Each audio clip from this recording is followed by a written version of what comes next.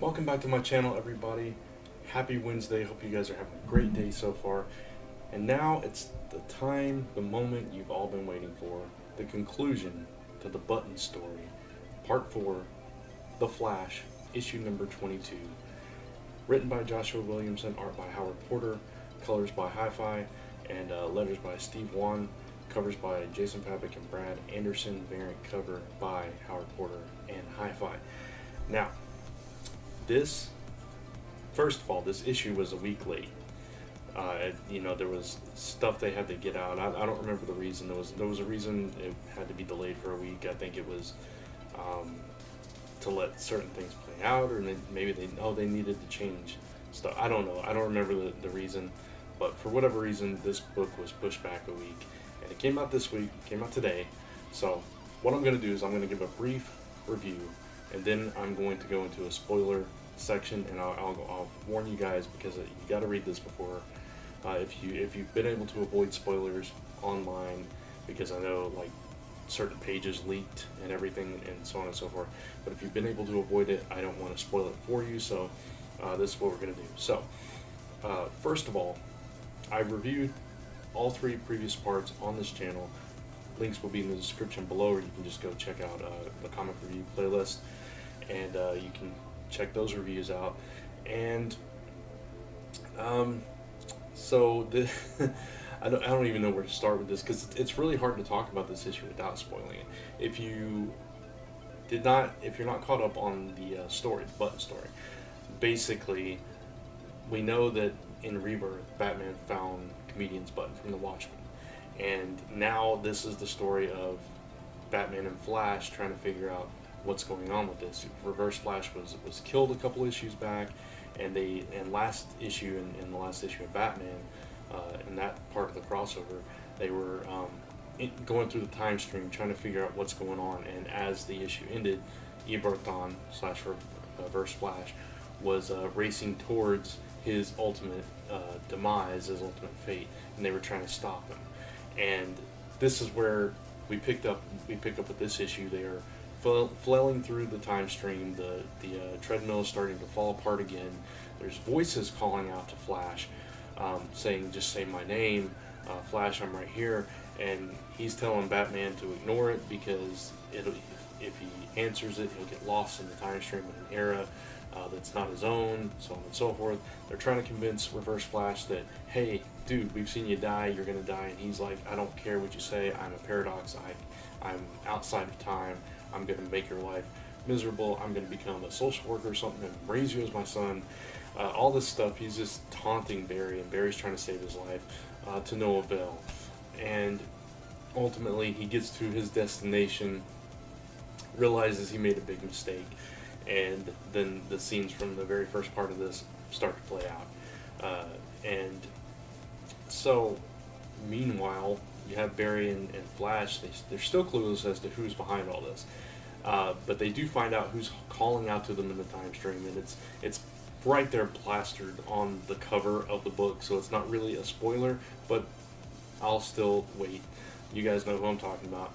This person comes out of the time stream, is able to take them back to their time, but he cannot stay because he needs a tether, and apparently Barry was not a strong enough tether for him, just like Wally needed Linda to be his tether. He had to find somebody that he could connect to, that could pull him into the present, and it's the same for this person. And so he disappears, and we're going to see that play out later on. And you find Flash and Barry standing over Thomas Wayne's grave and talking about how their past are similar and in line, and they're the only two that can relate to each other in that way. And Batman calls it a curse. Bruce calls it a curse. Barry calls it a gift, to which Bruce doesn't really agree with that, doesn't get. And it's kind of how we wrap up things. They're still a little bit lost. They don't know where things are going from here, but I guess that's going to continue on throughout DC, leading up to the Doomsday Clock, which we've been getting news and teasers from the past week or so.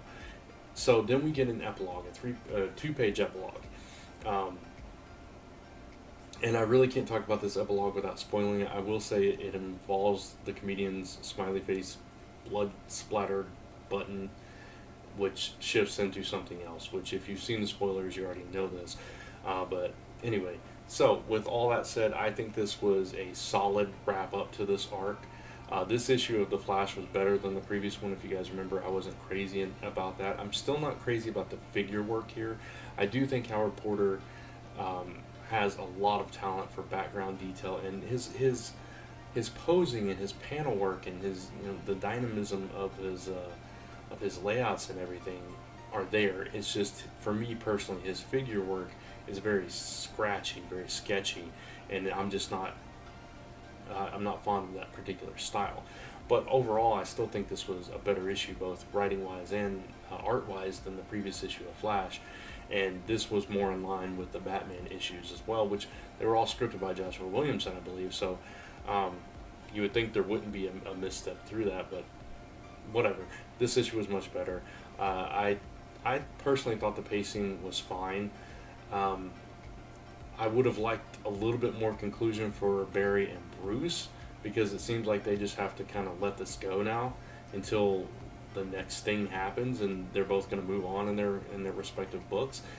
It didn't seem like enough closure for them, but it was a closure for us as readers as to what it wanted to reveal in this book, which was who was behind this, to actually give us the on-page confirmation that we already knew. And so I think it did a good job of that. Alright, so this is the time where I go into spoilers, so if you have not read the issue, please go pick it up and come back for this section. So, warning, spoilers ahead. Alright, so the person in the time stream, as we obviously know from the cover, is Jay Garrick. He is calling out, he's saying, "My name is Jay, just say my name," and once Barry says his name, he's able to pull himself out for a little bit. He brings them back to the present, and he says, "You gotta remember me, you gotta remember," and Barry he can't remember him, so obviously he's not his tether, so he's gonna come back into play later on. It was a very brief scene, but a very powerful DC Rebirth special reminiscent version of when Wally came back. So we definitely are gonna see Jay again. It's probably gonna play into future arcs of the Flash, and so on and so forth, so we have to wait for that. Now, the other part is, once Eobard Thawne gets to his destination, he comes upon this mist and this figure, and he's like, I didn't know, and then we see it play out where he's basically killed. And what we see is, we see the button fall to the ground, and a blue hand come out and pick it up, and that familiar lettering style for Dr. Manhattan comes across the page. He's talking to what's her name? He's talking to Janet, I think is her name, and it's that familiar dialogue, the familiar pacing, and just this ominous blue hand. And as he's picking up the button, the blood starts shifting colors from red to blue, and then we go into the epilogue, which is a 2-page epilogue. First, the button is floating in space, and then you slowly zoom in on the button until all you see is red, and then the next page, the red starts fading out, you see some of the yellow, and then there's blue as it reveals Superman's shield. So the button kind of morphed into the shield, and we know that the Superman shield, the House of L symbol, is at the center of the 12 o'clock spot of the Doomsday Clock. We know it involves the ideals of Superman and Watchmen. Now, I did read a couple of reviews on this after I read it. There's a quote at the end of the book, and it's from a book that is about a desk jockey who leaves his desk job to become a journalist, an idealistic journalist. So the reason for the quote is kind of a parallel, showing the idealistic journalist in Superman, hopeful, investigative, against the corporate evil that the Watchmen kind of represents from the Watchmen world. So it's going to be interesting to see what they do here, and there's a lot of iconography that touches on a lot of familiar stories from DC's past in this. You get the 9-panel grids on these 2 epilogue pages as well. So yes, we got confirmation. We got a little bit of tease for Doomsday Clock, which is in November, but we didn't really get many answers here. But it's enough to say, oh, I want to know what happens next, which is exactly the point of this. I think that was exactly the point of the whole Button story. It's just to, put that thread out there that, hey, we're going to be dissecting this until this ultimate reveal, until this ultimate plan comes forth. And I thought it was a fantastic story. From start to finish, mishaps, missteps, and everything, flaws and all, I think it was a fantastic story. Again, I would have liked a bit of better closure for Barry and Bruce's part in this, but I'm still happy with this and happy with where it's headed, and that we finally got that on-screen confirmation of Dr. Manhattan, which, again, it's something we already knew. It wasn't this huge reveal that, oh my goodness, but at the same time, it's pretty cool. And what this means with the Button changing into the Shield, and what kind of impact that has for the story going forward, is going to be very interesting to see it play out. So, anyway, ultimately, I got to score this book because I've been scoring all the previous issues. I'm going to give this one 4.5 stars. It wasn't perfect. Like I said, I had a couple of issues, but 4.5 stars. I thought overall this event was a very solid 4.5 as well. And it's got me excited about DC again. So you've done your job. And so that's my score for this review, and I'm sure you'll hear us talking about it on Frontline Live next week over on Comic Frontline's YouTube channel. So go check that out.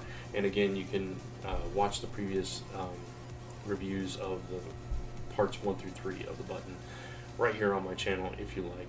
And if you like this review, please give it a thumbs up, and if you haven't done so already, please subscribe to my channel, and check me out over on laststepofpress.com, zone4podcast.com, comicfrontline.com, and their YouTube channel, and youtube.com/whatthecard, and join me right here on this channel for a new episode of Monday Musings on Monday, and whatever I decide to do throughout the rest of the week or next week or whatever.